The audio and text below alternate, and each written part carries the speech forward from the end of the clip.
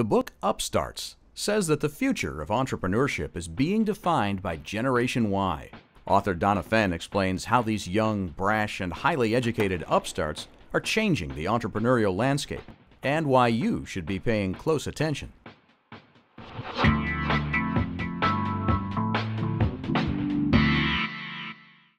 Call them what you like. Gen Y, the me generation, net generation, echo boomers. I call them the entrepreneurial generation. Born between 1977 and 1994, they're 77 million strong, and they have a passion for starting their own businesses like no generation before them. You can't blame them for wanting to carve out their own destiny. They're stepping into the worst economy we've had since the Great Depression. Unemployment's at an all-time high, as is competition. Upstarts have grown up witnessing corporate scandals and layoffs, and the ultimate demise of companies like Enron and WorldCom. It's no wonder they want to create their own businesses and go about it very differently. Upstarts constantly question how things are done and why. This healthy disrespect for the status quo leads to the kind of experimentation that breathes new life into tired industries. Tweak the business model and you change the game. Throw everyone a little off balance and stake a claim where your competitors fear to tread.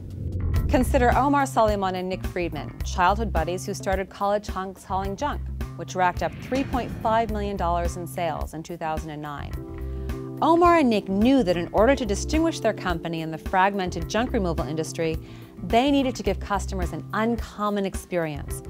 So this included clean-cut, polite collegiate employees dressed in polo shirts and khakis, driving sparkling clean and bright trucks.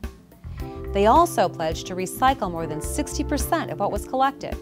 What started out as a side job to make a few bucks during college has grown into a multi-million-dollar business with 26 franchisees operating 60 separate business units. Omar and Nick entered a fragmented industry, raised the service standard, and put a green spin on the venture. And in doing so, they entirely changed the game. But making their business environmentally responsible isn't a gimmick. It's another important component of the Upstarts DNA.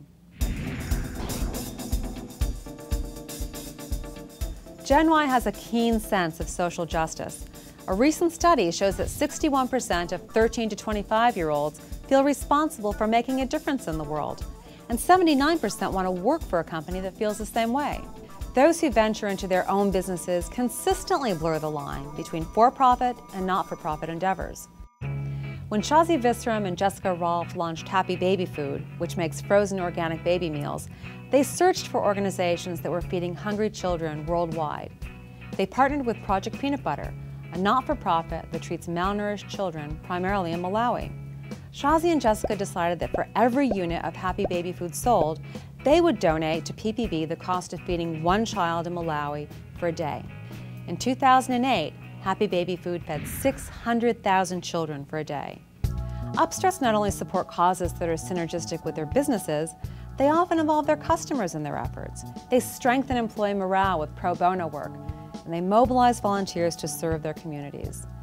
These companies also tend to be flexible, employee-centric meritocracies. It's tough to find a conventional, hierarchical, clock-punching workplace among them.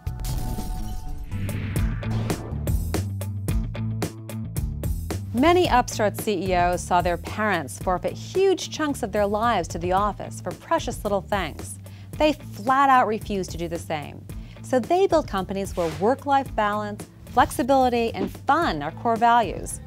Upstarts create work environments where employees who excel are promoted quickly, where everyone has the opportunity to contribute to the idea pool, and where decision-making is transparent. Oh, and their workplaces are very often not a workplace at all, but rather a virtual one. Upstarts don't seem to need constant FaceTime with coworkers to get things done. They use Twitter, Facebook, Skype, and iChat as their virtual water cooler. Texting and messaging is the equivalent of popping your head around the corner. Lastly, there's something to be said about resilience and tenacity.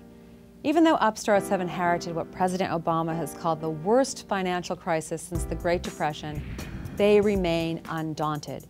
Out of the 150 young entrepreneurs I surveyed for my book, over half of respondents said the recession had either been good for their company or had very little impact on it.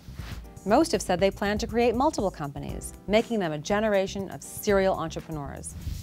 I hope you enjoy reading Upstarts as much as I enjoyed writing it.